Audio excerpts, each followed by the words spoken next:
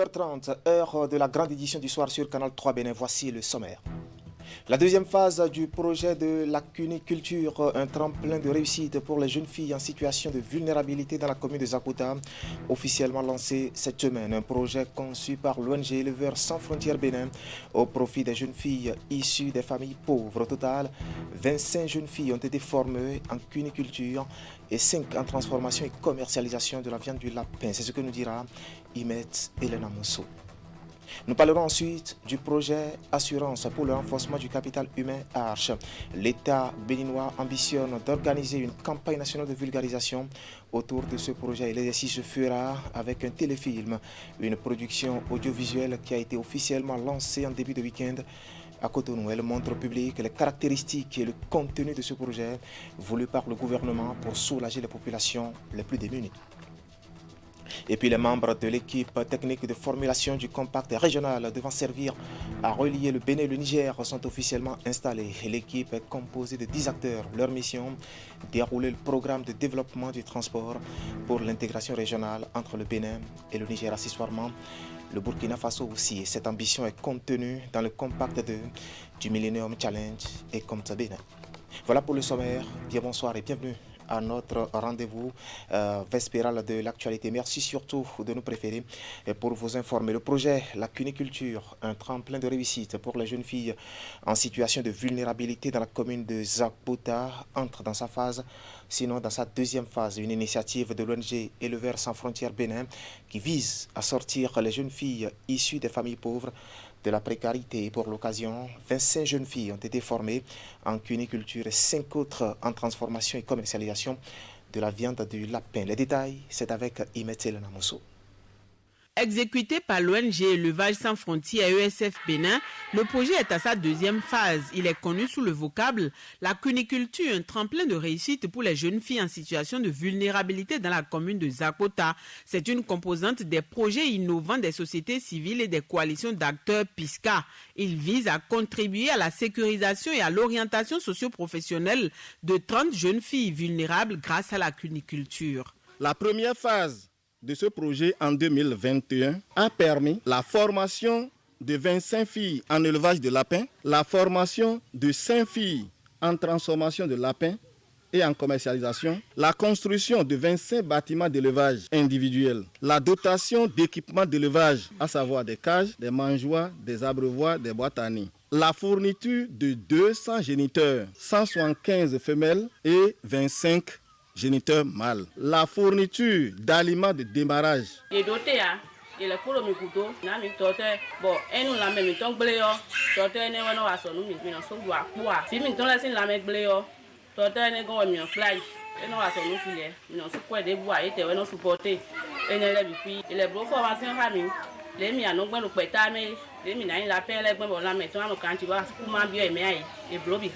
Après 8 mois d'activité, les filles ont commercialisé 783 lapins pour un montant de 2 185 000 francs CFA. Les fonds ont permis à chacune d'elles de subvenir à ses besoins vitaux.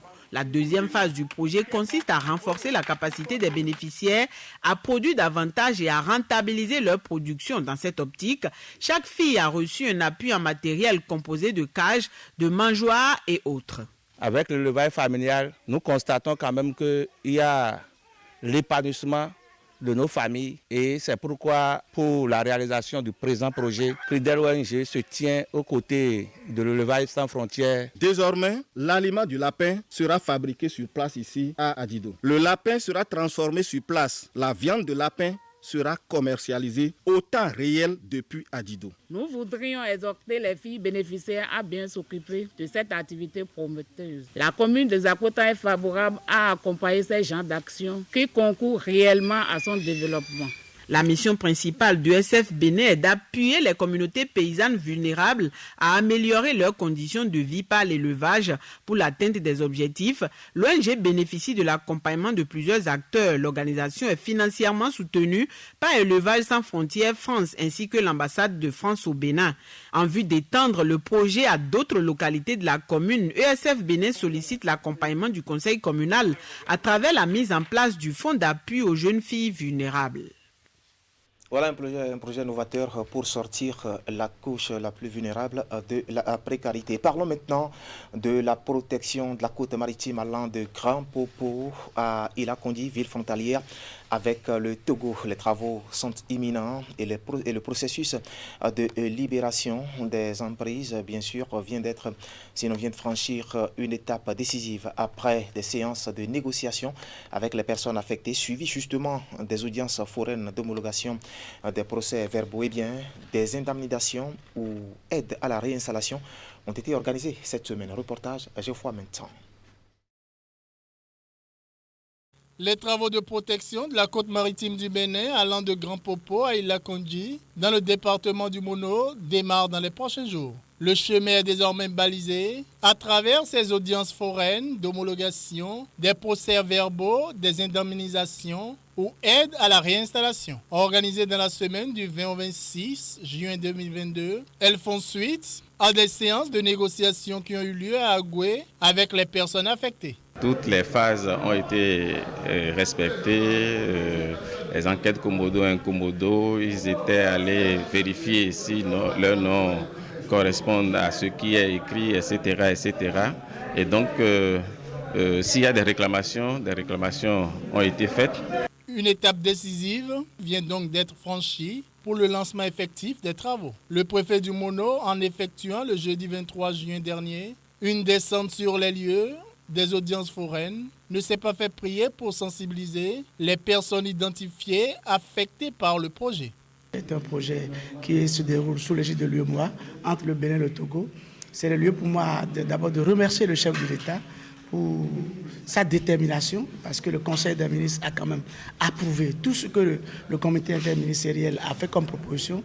Au total, 230 personnes affectées par le projet ont été identifiées. Les indemnisations ou aides à la réinstallation feront l'objet de transferts électroniques. Et donc, dès lors que les fonds seront reçus, qu'ils aient l'aimabilité de vider les lieux pour permettre à l'entreprise de faire les travaux normalement.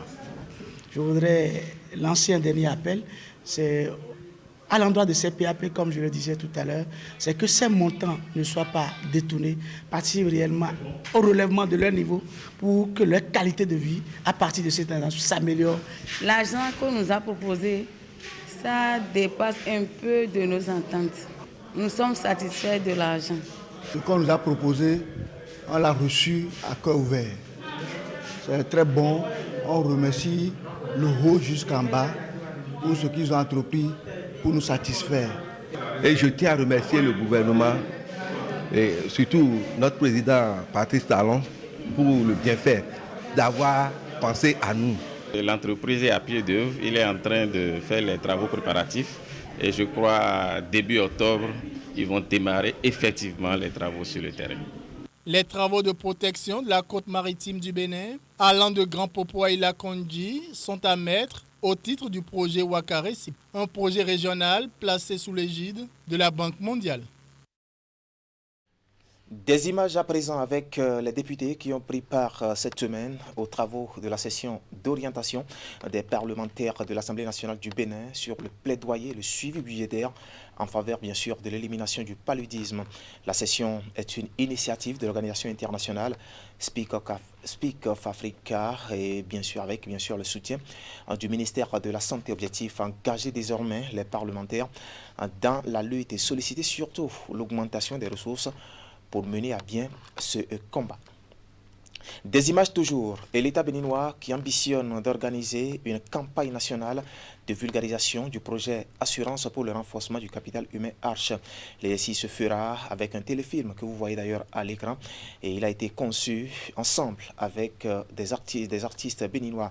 Une production audiovisuelle qui montre surtout au public les caractéristiques, mais aussi le contenu de ce projet voulu par le gouvernement pour soulager bien sûr la population les plus démunies. Le téléfilm, lui, a été officiellement lancé en début de week-end à Cotonou. Nous y reviendrons avec beaucoup plus de détails dans nos prochaines éditions. Évoquons maintenant cet atelier de validation du rapport de plaidoyer et de la société civile, une initiative de l'ONG Changement Social Bénin qui vise à fédérer les observations, mais aussi les suggestions en un document commun pour l'amélioration et la défense, bien sûr, le respect des droits humains au Bénin. Retour ici et sur les temps forts de la cérémonie d'ouverture avec le compte rendu de Ulrich Gaba qui est présenté ici par Teddy Goudalo. L'amélioration des conditions pour un meilleur respect des droits humains au cœur de cette séance de travail. Ensemble, les différents acteurs œuvrant pour la promotion des droits de l'homme se retrouvent pour donner la touche finale au rapport alternatif de la société civile, un examen périodique universel qui se veut un plaidoyer national.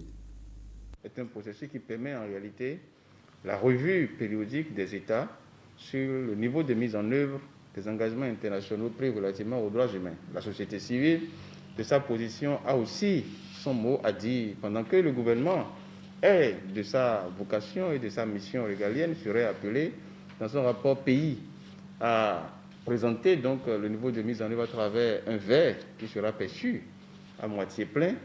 La société civile, de façon complémentaire et utile, dans son rapport alternatif, présentera donc la situation de mise en œuvre dans le versant donc du verre à moitié vide. Toutes choses permettant dans une dynamique donc inclusive et d'interaction dans l'action publique d'aspirer à un verre totalement plein. Loin d'être un simple atelier de validation du rapport alternatif de la société civile, les organisateurs entendent recueillir au cours des présentes assises les amendements et suggestions de tous les acteurs du secteur dans une démarche inclusive et transparente. Le premier violateur des droits humains dans nos pays, c'est l'État, à travers ses agents. Et donc, l'INDH du Bénin, depuis son installation, le 28 décembre 2018, fait son chemin et donc de faire en sorte que les droits humains soient une réalité dans notre pays, aux côtés de notre État, pour qui nous sommes conseillés. C'est pourquoi, depuis 5 ans, nous avons mis en place ce groupe de travail de la société civile qui travaille à fédérer les énergies, fédérer les préoccupations, pour que nous parlions d'une même voix à travers un document unique valant rapport alternatif de la société civile. Changement social et tous ses partenaires ont accepté jouer leur partition en matière de promotion, de protection et d'amélioration de la situation des droits de l'homme dans ce pays. Je prends toute la mesure de la détermination, de leur volonté à accompagner l'État dans cette tâche qui n'est pas une tâche facile. Conviés pour la circonstance, tous les acteurs et toutes les structures intervenant dans la promotion et la défense des droits humains prennent la mesure de la situation.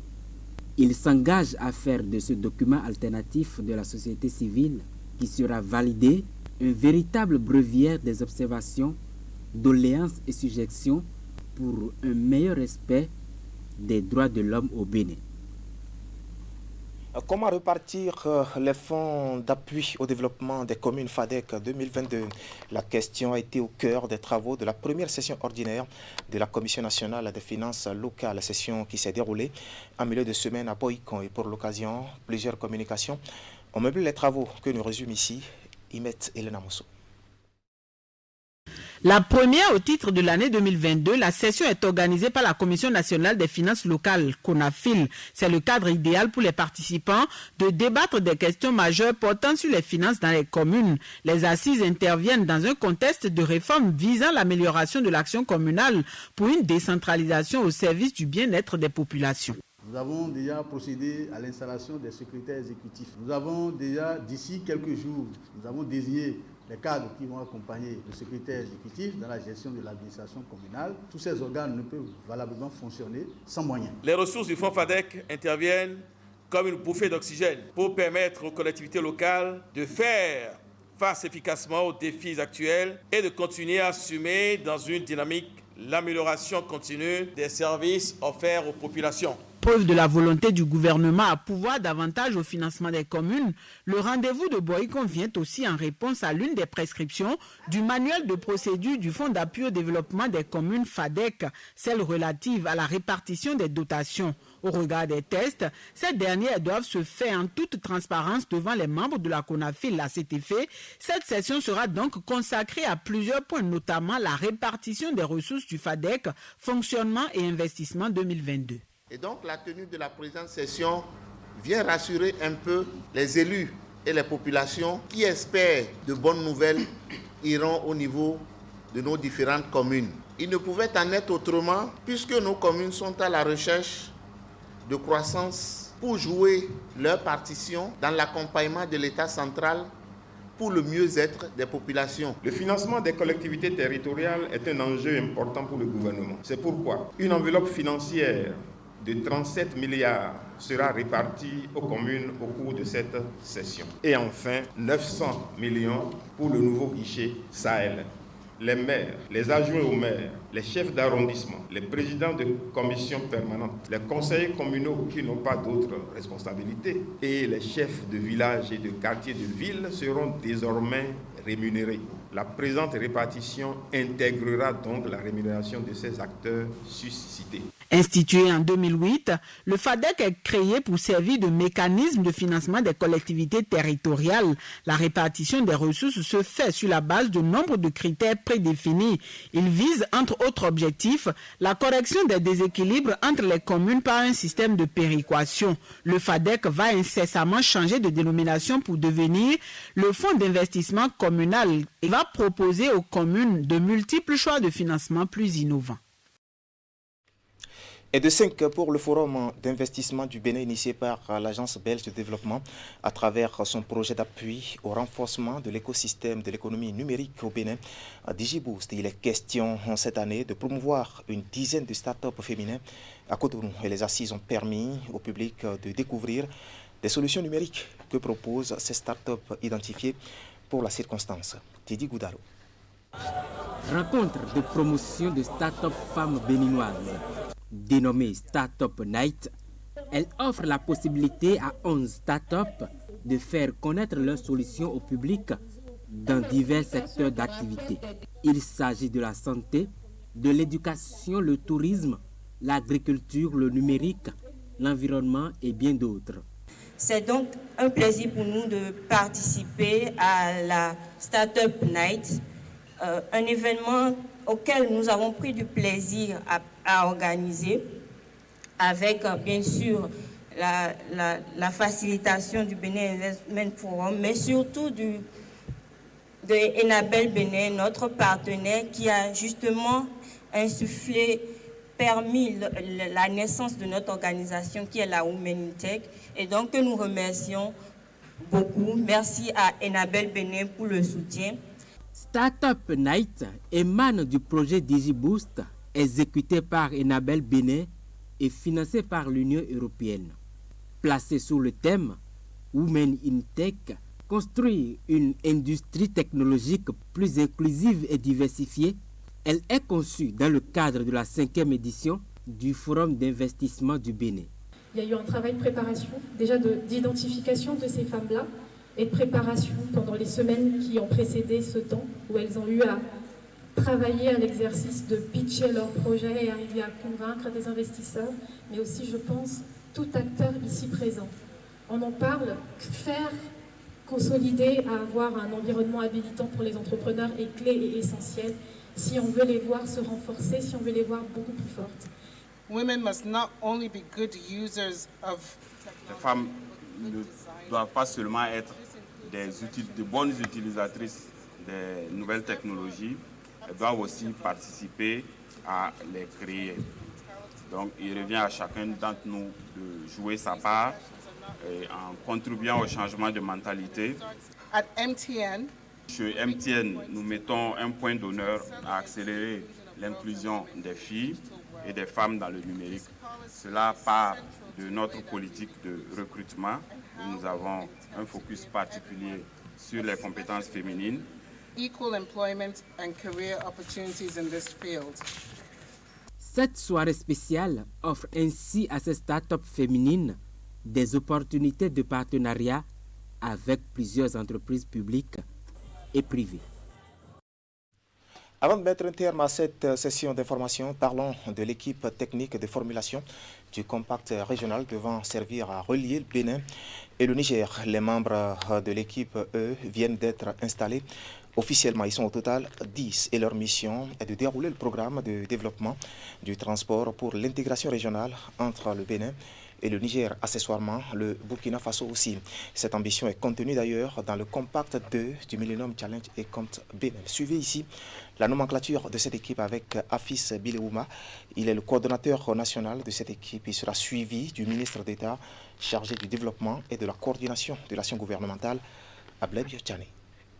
L'équipe technique de formulation est composée d'un coordonnateur national, un spécialiste des infrastructures routières, un spécialiste des opérations spéciales de transport, un spécialiste en performance environnementale et sociale, un expert en genre et inclusion sociale, un responsable financier, un spécialiste en passation des marchés, un responsable des communications et un économiste spécialiste en suivi et évaluation. Le renforcement et la réhabilitation de ce corridor contribueront à accroître la rapidité et l'efficacité du transit des marchandises en provenance de Cotonou vers d'autres marchés extérieurs, voisins et éventuellement au-delà. Mesdames, Messieurs les membres de l'équipe technique de formulation du Compact, vous l'avez sans doute compris, le gouvernement met un point d'honneur à l'avènement et la mise en œuvre efficace de ce projet d'envergure régionale, afin de faciliter une plus grande croissance économique pour notre pays. Ainsi, il est de votre responsabilité de baliser le chemin pour la réalisation effective de ce noble objectif. Durant les jours et les mois à venir, votre mission sera d'animer sur le plan technique tout le processus de formulation du programme de transport pour l'intégration régionale entre le Bénin et le Niger. Voilà, ainsi va l'actualité ce soir sur Canal 3 Bénin. Le journal a été préparé par l'ensemble de la rédaction qui, par ma voix, vous remercie de nous avoir suivis. Ne zappez surtout pas, juste après le générique de fin de ce journal, je vous retrouve pour la revue de presse hebdomadaire. À très vite donc.